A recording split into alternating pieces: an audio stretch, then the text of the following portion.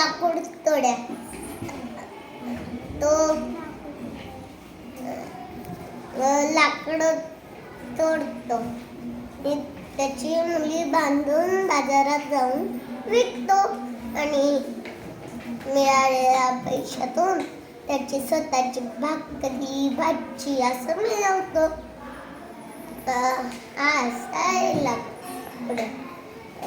हा रोज जंगलात जायचा. जंगलातली वाळलेली लाकडं आहेत. हा वाळलेली लाकडं हा तोडायचा. असंच एक दिवस तोडताना त्यातला एक तळ्याकाठचं लाकूड त्याला तोडायचं होतं. म्हणून तो तळ्याकाठी गेला. त्या झाडावर जाऊन बसला आणि झाडाच्या खांद्यात तोडायला लागला. तोडता तोडता चुकून त्याच्या हातातली कुऱ्हाड सुटली आणि जी सुटली ती पडली तळ्यातल्या पाण्यात. तो लाकूड तोड्या खाली उतरला आणि म्हणाला, आता ही कुऱ्हाड काढायची कशी?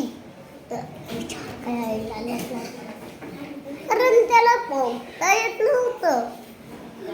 मुलांनो, पोहता यायला पाहिजे बरं का.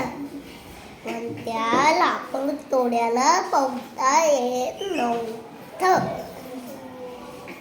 आता ही कुऱ्हाड काढायची कशी? म्हणून त्याने देवाची प्रार्थना करायला सुरुवात केली. तर देवाला म्हणतात, देवा जंगल आहे, माणसं पण तो लढतोय. इतक्यात बाजूने एक माणूस आला. म्हणाला, काय बाबा का लढतोस? काही लागलं का? नाही मला लागलं नाही, पण माझी कुऱ्हाड ना पाण्यामध्ये पडली. मला पोहता नाही येत. तर मी कुऱ्हाड काढू कशी? असंच मग मी ते काढून. त्या माणसाने अशी एक उडी मारली त्या तळ्यामध्ये. इकडे तिकडे पोहत जाऊन कुऱ्हाड घेऊन आला. ही कुऱ्हाड मिळाली. कुऱ्हाड काय हातात होती कुऱ्हाड मिळाची. तर सोन्याची कुऱ्हाड घेऊन बाहेर आला. ही चकाकती पांढरी नाही, ही चकाकती सोन्याची कुऱ्हाड माझी नाही. परत उडी मारली त्या तळ्यामध्ये आणि शेवटी इकडे तिकडे जाऊन पोहत आणि परत एक कुऱ्हाड घेऊन आला. ही घे तरी एक छेगा. ही पण नाही माझी. अरे सोन्याची कुऱ्हाड तुझी नाही, चांदीची कुऱ्हाड तुझी नाही. तर मी एकदाच उडी मारली ना आणि ती कुऱ्हाड तुझी नसली तर मला काही माहित नाही. मग मी मार्कानं जाणार. परत माणसानं उडी मारली आणि शेवटी इकडे तिकडे पोहत आणि जाऊन कुऱ्हाड घेऊन आला.